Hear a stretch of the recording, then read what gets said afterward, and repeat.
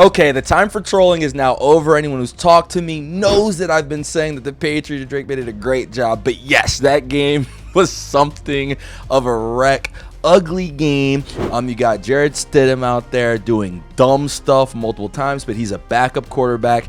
And while Drake Maye did do just enough to win the game and make the Super Bowl, is there any way we can actually give the Patriots credit for making the Super Bowl, or chalk it up to just a fluky run?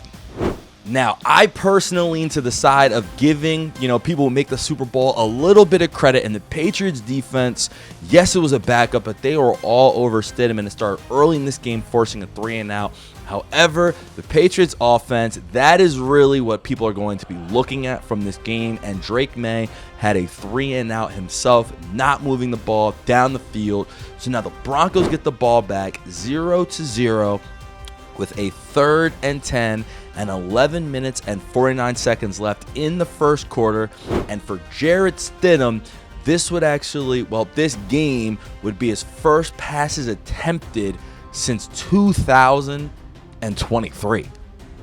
And what you're going to see on this play, there's no real confusion, there's no deception, but I think the decepting part for the Patriots is they just didn't expect this to come from Marvin Mims. You see the slow down right there from the corner, and Stidham just let it rip down the field. Huge bomb, 52 yards. And I'm telling you, man, 3rd and 10, there's just no way that they thought that this play was coming. You even see him backing up a little bit, but still expecting something short of the marker. But caught him right there slipping. No safety help because the safety was dragged up by that wide receiver going over. And so you get a bomb there for the Broncos. A huge play again. The crowd was going crazy. Stidham, for sure, biggest throw of his maybe career, given that this is the AFC Championship game. And right after that, they go out and they let him throw yet another pass on a beautiful play action fake and then an in and a corner route. So Stidham goes out, scores a touchdown, and now the Broncos are up 7-0 to start off the game.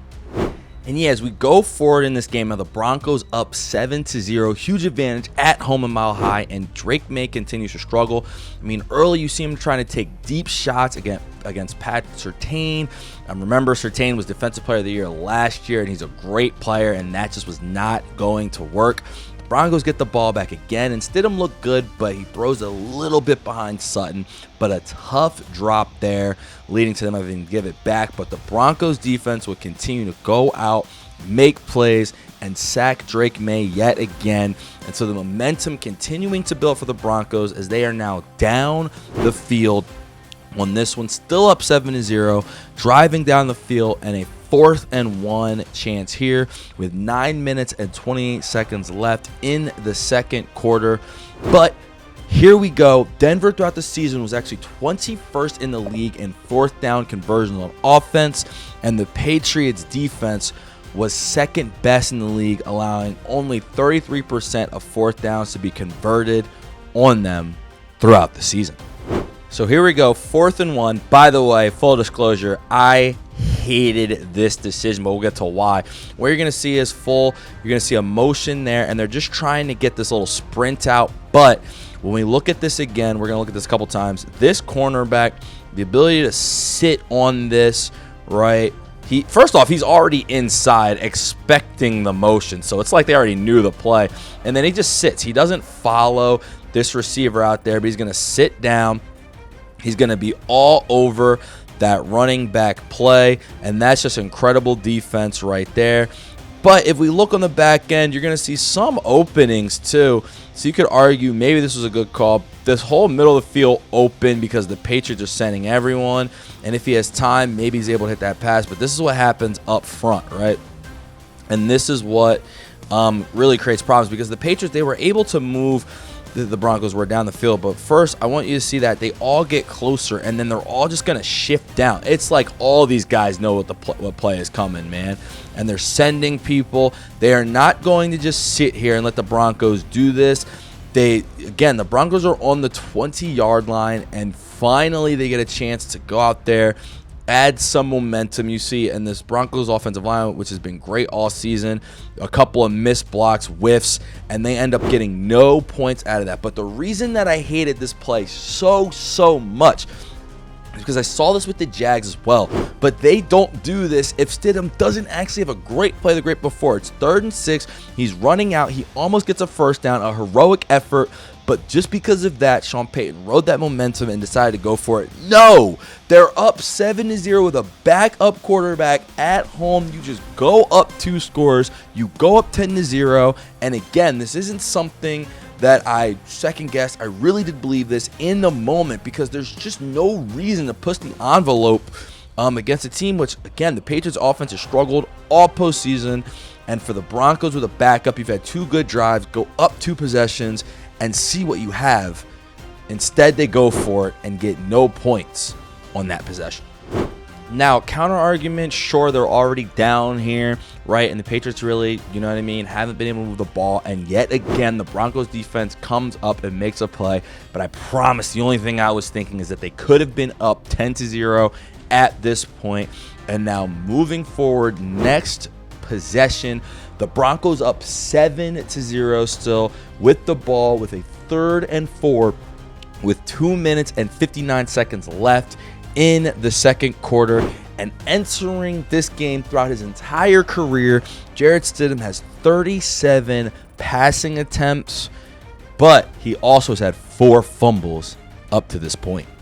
I mean, something to note right here, the Patriots have just had enough. Remember, it's 3rd and 4, so you got to get here. They only put one guy, you rarely see him, back there on this play. They've had enough. They're bringing everyone up to the line. They're not even disguising it. They said, we're going to play straight man. You can do all that motioning that you want. And as we look down the field, I mean, maybe that tight end, but no one really open. Right, so you're thinking maybe throw it away, but what is going on? They called it an incompletion on the field. However, other things going on here at play, and let's just watch what happens now on the back end. What exactly was Stidham doing on this play? So first off, what he's looking for maybe is the running back kind of leaking out. I mean, this formation is crazy. No one on top of the 3 guards. They're going to put everyone. This is wild. 4 guys coming at you right out here. Right, and then 1 this way. And I mean, for Stidham, I can't even, I mean, they walk this guy kind of up, and then they say, no, we're going to put him over there. Overrun blitz, and then boom, the ball hits the ground. Now, it would have ended up being a touchdown, but they blow the play dead. But we've done all this to not excuse Stidham, but to explain it. But this one, he actually throws the ball backwards. And for those who don't know, when you throw the ball backwards, it is automatically a fumble. He did a little nonchalant throwing of the ball backwards, too. He could have done a bunch of things, taken a sack, throw it up and away and out of bounds. Instead, it ends up going backwards. The Patriots recover, end up getting the ball, and yes, that right there is definitely a backup quarterback moment for sure. And I give credit to the Patriots defense. They weren't just going to sit there anymore and relax with the Broncos offense moving down the field. They just start putting on the pressure. Offensively, they do capitalize with Maye getting a rushing touchdown as well. But of course, Jarret Stidham making an awful mistake that leads to the Patriots' first touchdown of the game. And you just got to wonder, with Bo Nix, does that happen? So in this one, a lot happening right before the end of the first half as well. We talked about that touchdown being 2 minutes.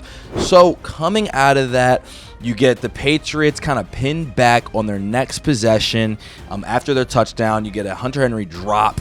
And now the Broncos suddenly get an opportunity. Only 50 seconds left. They're in field goal range. They try a 51-yard field goal. They end up missing that.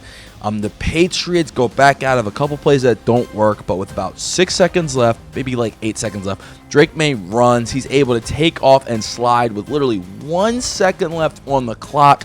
The Patriots call a timeout, and now they get the opportunity for a 61-yard field goal, and they miss it as well. So no points scored by either team right before half. So now, ensuing drive, the Patriots have just run the ball down the field, but now in a tough situation, it is still 7-7 with 3rd and 9 right here with 10 minutes and 20 seconds left in the third quarter. And for Drake Maye, his 2 highest rushing yard totals of the year have come in the playoffs. Week 1 of the playoffs versus the Chargers in the wild card round, and now this week versus the Broncos. So here we go. A couple things happening. I mean, first off, you get everyone, the Broncos walking everyone up, and they're just going to play man. And so far throughout this game, for a lot of the game, the Patriots receivers just could not get separation. Obviously, they kept trying Surtain. And this play, they're going to actually run double ends, nothing really open. But look, Drake Maye taking off and making a huge play there. And when we watch this from the other angle, what you're going to see is Travion Henderson. He's in at running back, and they said he can't pass block, but he moves 2 guys out the way, giving Drake Maye a great alley. And then the run right there, my goodness. What a run for him to be able to go out there and make this play. So first the blocks from Henderson, and then Drake Maye being able to run, take off, make an extra play. That's a 28-yard run, a huge play right there for the Patriots. Now, after this play, I mean, the Broncos defense still remaining very, very strong. They go out there and they get a big sack later in the drive. I mean, Drake Maye and this offense really just not clicking all day. However, despite that, they go out there, they get a field goal, and now after those 2 misses, that's a huge, huge field goal as the Patriots are now up 10-7 throughout the final stretch of this game.